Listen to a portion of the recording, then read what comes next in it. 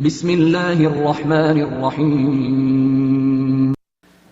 Through the power of imagination, the human being can do wonders. It's one of the most powerful faculties that we have.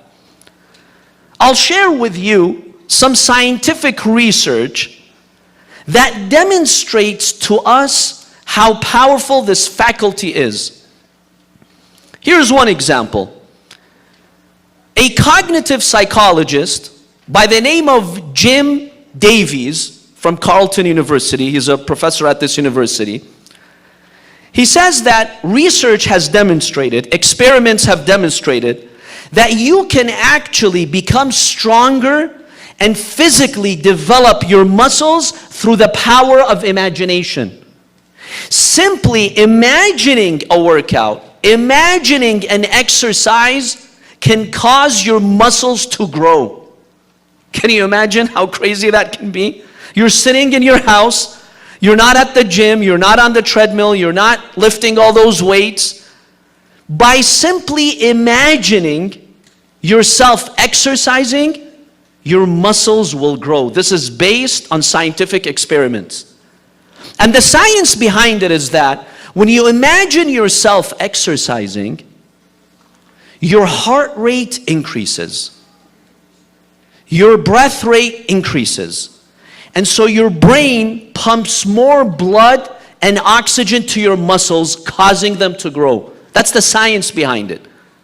When you imagine yourself exercising, this imagination in itself triggers the same part of your brain that is active when you're actually exercising.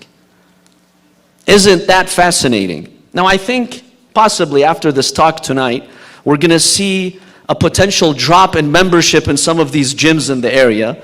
I can imagine some of you sitting at home and just trying to imagine yourself exercising. But this is based on science. I'll share with you another interesting study performed by the Cleveland Foundation. It's a clinic. They brought 3 groups of people, and they wanted to see how imagining a workout can actually have results on the body. So the first group of people that they brought, they did what's called the pinky experiment with them. They asked them to imagine they were straining their pinky, giving their pinky a little exercise.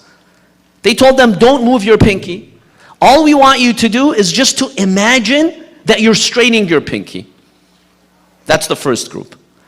Then the second group of people, they told them, we want you to imagine yourself training your biceps, tightening your biceps. Just imagine it.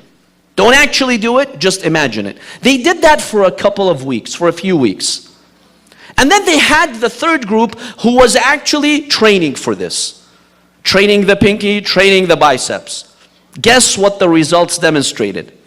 When it came to the pinky experiment, 35% muscle growth and strengthening of the pinky was observed. 35% is staggering when they were sitting doing nothing but imagining. That's very significant. And what about those people tightening their biceps? Well, that was lower at 13.8%. But that's still significant. There was 13% of muscle growth in their biceps simply because they imagined they were tightening their biceps. Now compared to the actual group who was training, they saw muscle growth of 53%. So on average, through the power of your imagination, you can achieve about 1/3 of the actual result. Is that not fascinating? And this same psychologist tells us that it has been observed surgeons who want to operate, if they mentally go through the surgery in their mind and they go through the psychological warm-up, they outperform other surgeons. And this applies to literally every sport out there. This power of imagination is truly powerful. Allah subhanahu wa ta'ala has given you this tool. But many of us, we don't know how to tap into this resource that Allah subhanahu wa ta'ala has given us. I'll share with you yet another experiment. And this is the famous Stanford experiment conducted in 1971 by the United States Office of Naval Research. This is what they did in 1971. They brought a group of college students and they told them, we want you to assume these roles. Some of you be prison guards and some of you be inmates, prisoners. They planned to do this experiment for 2 weeks. Guess what happened? They had to stop the experiment on the 6th day. Why?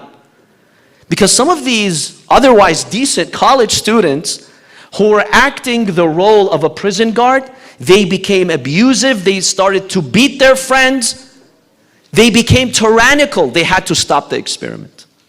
What's going on? 6 days just because you think you're a prison guard, you turn into a monster?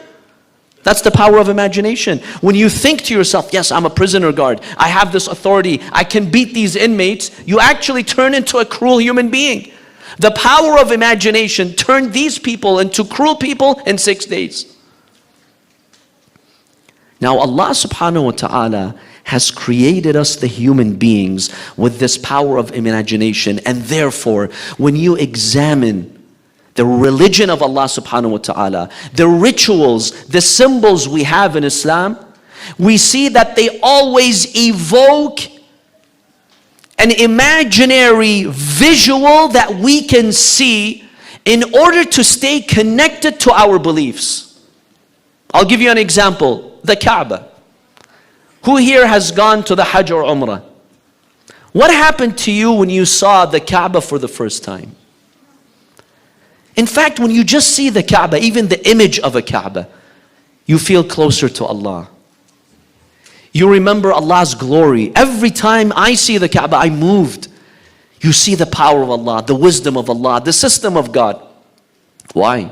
The Kaaba is just a cubic shaped building. What's so significant about this building? Because it evokes that mental image. It's the power of the visual. Allah subhanahu wa ta'ala knows that we human beings, we connect with the power of the visual. So He has given us these beautiful symbols to connect to.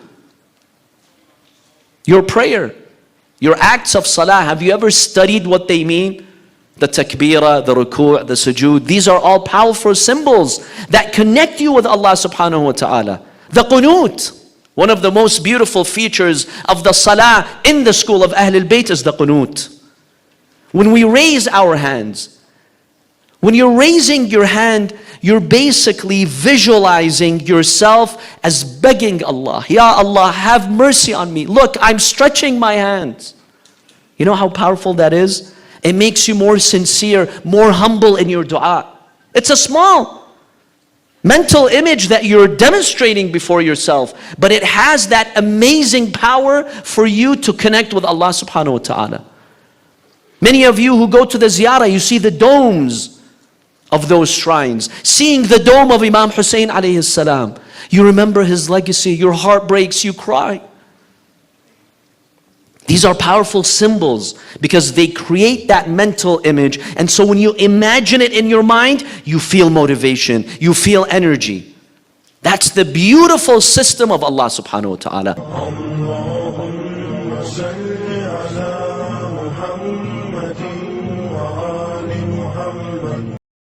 Please subscribe on our YouTube channel.